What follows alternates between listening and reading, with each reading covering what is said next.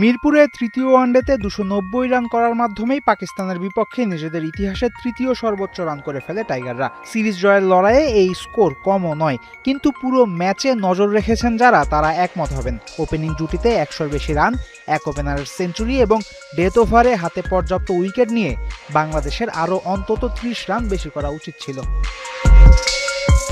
মিরপুরে টস হেরে আগে ব্যাট করতে নেমে শুরু থেকেই পজিটিভ ভঙ্গিতে ব্যাটিং করতে থাকে বাংলাদেশ ওপেনাররা। প্রথম ১০ ওভারে কোনো উইকেট না হারিয়ে ৫০ তোলে টাইগাররা। ১১ থেকে ২০ ওভারে আসে ৬৯ রান, ২১ থেকে ৩০ এই সময়টায় সবচেয়ে বেশি স্ট্রাগল করে টাইগার ব্যাটাররা, তুলতে পারে মোটে ৩৯। ৩১ থেকে ৪০ ওভারে আসে ৫৩ রান, আর শেষ ১০ ওভারে বাংলাদেশের সংগ্রহ ৭৭ রান। ওয়ানডে ক্রিকেটের প্রচলিত থিওরি, প্রথম ৩০ ওভারে যত রান করে একটা দল, পরের ২০ ওভারে করা উচিত সমপরিমাণ রান। সেক্ষেত্রে ৩০ ওভার শেষে ২ উইকেটে ১৬০ রানে থাকা টাইগারদের হাতে ৮ উইকেট নিয়ে অন্তত ৩২০ রান করা উচিত ছিল। সেটা হয়নি দুইটা কারণে: ব্যাটারদের ইনটেন্ট এবং বাউন্ডারির অভাব। হাতে অসংখ্য উইকেট থাকার পরও শান্ত এবং লিটন ১০০ স্ট্রাইক রেটেও ব্যাটিং করতে পারেননি এই ম্যাচে। এদিকে তামিম একাই মেরেছেন ৭ ছক্কা, বাকি ব্যাটাররা সবাই মিলে মেরেছেন একটা ৬। শেষ ১০ ওভারে কোনো ছক্কা আসেনি টাইগার ব্যাটারদের ব্যাটে। অবিশ্বাস্য হলেও সত্য, ৪১ থেকে ৫০ এই ১০ ওভারে মাত্র ৪টি ৪ মারতে পেরেছেন বাংলাদেশ ব্যাটাররা।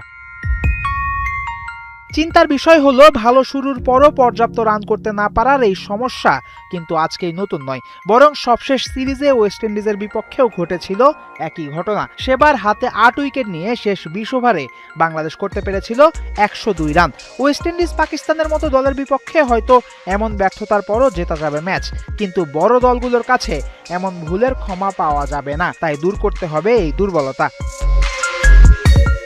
সাধারণত ওয়ানডেতে প্রতিটা দলেই মিডল বা লোয়ার মিডল অর্ডারে এমন একজন থাকেন যিনি দ্রুত রান তুলে ঘুরিয়ে দেন ম্যাচের মোড়।